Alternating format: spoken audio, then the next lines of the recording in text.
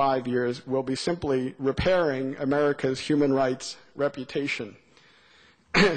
That, again, this involves not something entirely new, but going back to what we had before in order to ensure a more just future. At the dawn of this millennium, a global human rights strategy was starting to emerge that combined 4 factors: diplomacy backed by force in service of human rights, recognition that a key source of America's power is its soft power based on principle, a simple approach to human rights enforcement based on telling the truth and taking a consistent approach to the past, accountability, the present, stopping ongoing abuses, and the future, preventing future abuses through coalition building and democracy building. And finally, using cooperation among global democracies to solve global problems.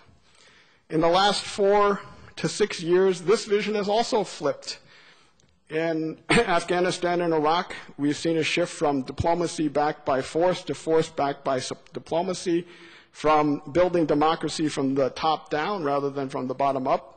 We've used hard power at the expense of our human rights principle as a source of our soft power. We fail to tell the full truth about our human rights conduct or that of our allies. And through a variety of outstanding self-inflicted wounds, Guantanamo, torture, denial of habeas, military commissions, walking out of the International Criminal Court, declining to ratify other treaties, and boycotting the new UN Human Rights Council, we've done something incredible.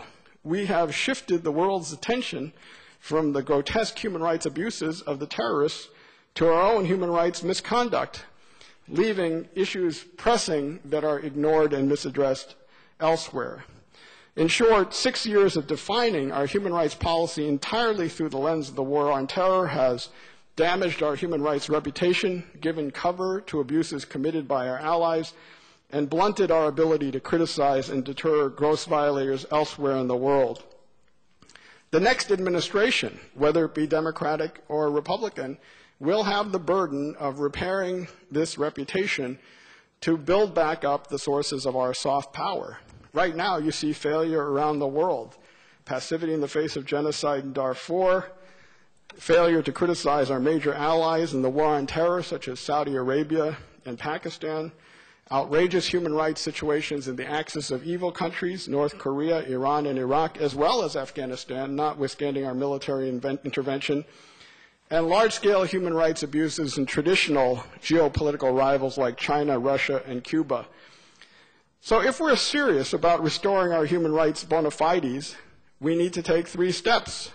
First, put our own house in order.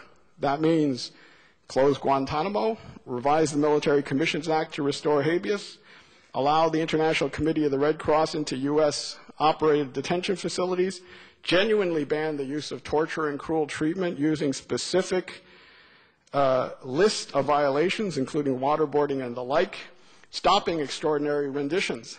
Secondly, restoring human rights multilateralism by sending a special envoy to the UN Human Rights Council, formally shifting to a policy of constructive engagement with the International Criminal Court, with which we're doing many things anyway, reinitiating a diplomatic process on human rights in Iraq following the Iraq Study Group report, supporting the community of democracies and democratic transition in countries like Cuba.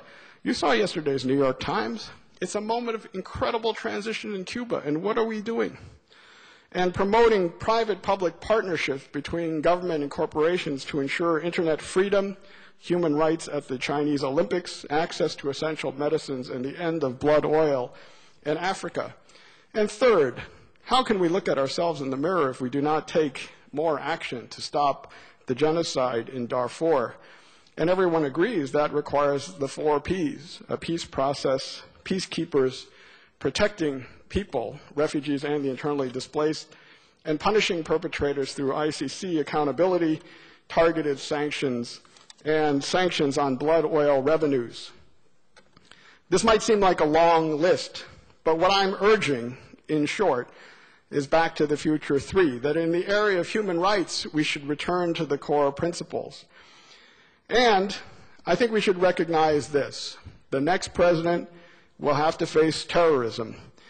But the common threat that all of the either Republicans or Democrats will face is problems like terrorism, trafficking, weapons of mass destruction, environment, HIV, AIDS, global warming, avian flu. All of them require global solutions.